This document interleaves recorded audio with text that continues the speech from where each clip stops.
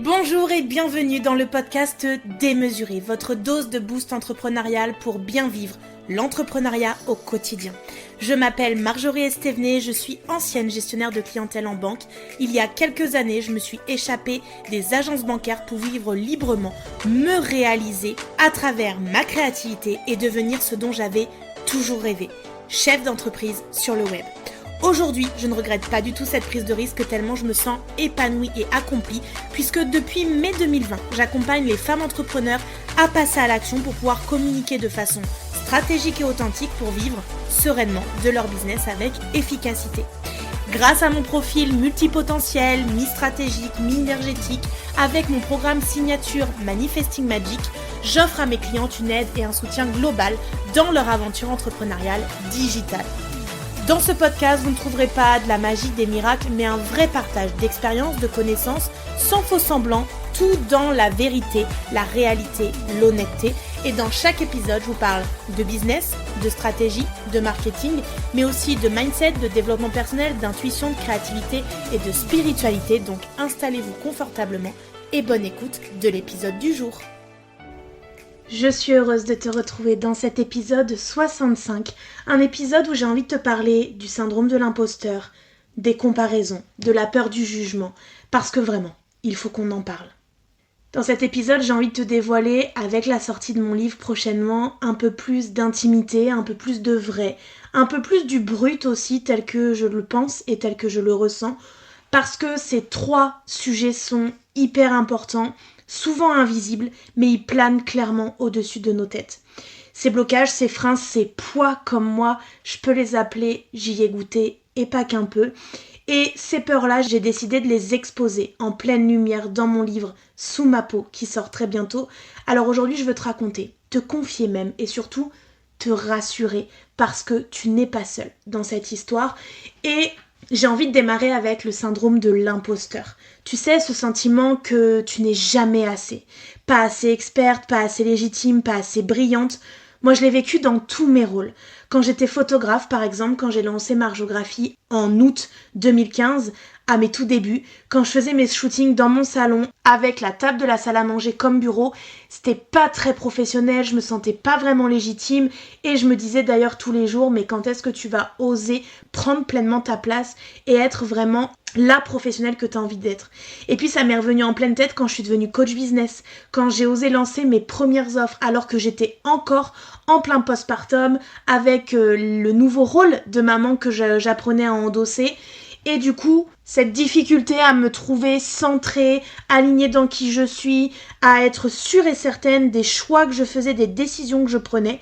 Et ça s'est clairement retrouvé aussi dans mon rôle de maman, puisque maman, il n'y a pas vraiment de mode d'emploi, hein. C'est on apprend sur le tas, comme on dit, dans le vif du sujet, en étant confronté aux situations. Et donc forcément, par moments, je me suis pas sentie légitime face à d'autres mamans que je voyais faire certaines choses, dire certaines choses, et que je pensais qu'elles faisaient mieux que moi. Et aujourd'hui, je l'ai vécu aussi, ce syndrome de l'imposteur, en étant autrice, parce que je me suis demandé 100 fois si mon histoire était vraiment digne d'être lue, si elle allait intéresser quelqu'un, si mes mots allaient impacter quelqu'un. Et tu sais quoi ? À chaque fois, c'était la peur de ne pas être légitime qui m'a paralysée.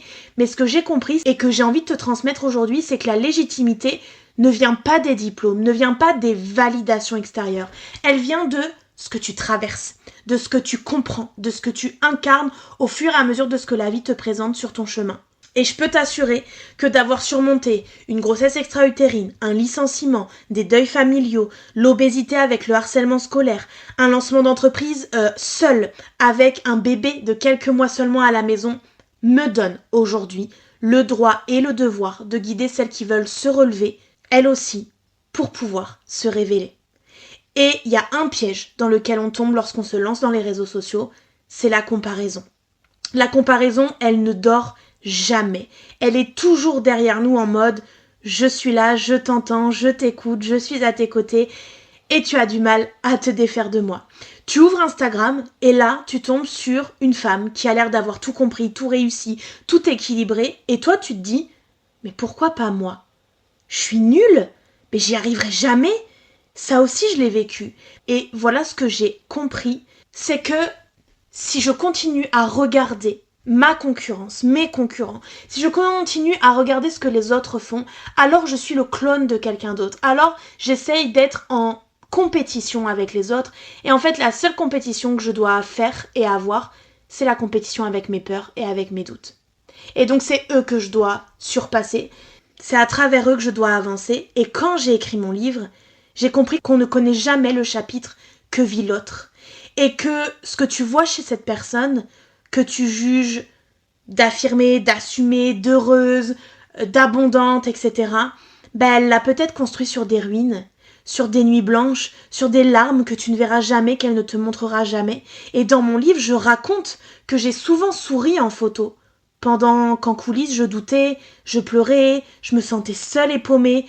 Et c'est justement en arrêtant de vouloir ressembler aux autres que j'ai commencé à vivre pour de vrai. Alors si tu veux sortir de la comparaison, rentre en toi. Crée ta propre voie et surtout, choisis les bonnes personnes à suivre et celles qui t'entourent. Et ça, je l'ai vécu aussi après avoir fait le choix de faire l'école à la maison pour mon fils. L'aventure s'est terminée il y a quelques mois maintenant. Il est rentré à l'école en septembre 2024. Et dans mon livre, j'écris. Septembre 2024, c'est ici que commence la bataille contre les injustices en milieu scolaire. Le harcèlement, la malveillance, la dévalorisation, la comparaison. Et si l'histoire se répétait pour lui, à son tour? Je refuse d'y croire. Je refuse que mon fils grandisse en pensant que la souffrance est normale, qu'il faut accepter l'inacceptable sous prétexte que c'est comme ça. Mais c'est ce qu'on essaie de me faire entendre. L'injustice, ça fait partie de la vie en société, il va falloir qu'il s'y fasse, me lance la maîtresse. La phrase résonne en moi comme une gifle. À quel moment devenons-nous aussi inhumains? À quel moment décidons-nous que souffrir est une nécessité pour vivre ensemble? Le matin, les départs sont un déchirement. Les cris, les pleurs, je le tire hors de la voiture, je le traîne jusqu'à sa classe, le cœur en miettes. Je me force à sourire, je veux qu'il sente que tout va bien, que je crois en lui, mais moi, je n'y crois pas. Chaque matin, c'est un combat, et chaque après-midi, c'est une libération. Dès qu'il m'aperçoit, il court, il se jette dans mes bras. Il s'agrippe à moi comme si nous avions été séparés pendant des mois, et je me demande, jusqu'à quand? Jusqu'à quand faudra-t-il qu'il endure tout ça pour s'adapter? J'aurais voulu que ce soit plus simple. Mais il faut du temps. Des mois. Rythmé par des rendez-vous chez la psychologue, des séances avec l'énergéticienne, un parcours d'aide à l'énurésie, des mois de patience, de réassurance, de lutte intérieure. Et puis un matin, je sens moins de tension, moins de résistance. Nous avançons main dans la main jusqu'à la porte de sa classe. Et là, il me regarde, un sourire timide sur le visage. Bonne journée, maman. À tout à l'heure, je t'aime. Je reste figée, j'ai envie de pleurer. Pas de tristesse, mais de soulagement, de fierté. Il est grandiose, il s'adapte et moi aussi. Cette confrontation au milieu scolaire ravive en moi des blessures profondes, des souvenirs que j'avais enfouis. Mais c'est aussi le signe d'un nouveau chapitre, une nouvelle vie d'autonomie et d'émancipation. Lui découvre son indépendance et moi, je redéfinis la mienne. Avec le départ d'Elio à l'école, je me fixe 3 objectifs. Écrire mon livre, générer de l'argent avec ma créativité et prendre soin de moi et de mon corps.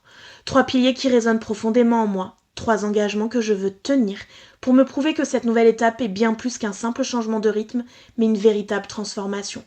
Et aujourd'hui, je peux le dire, c'est un pari réussi.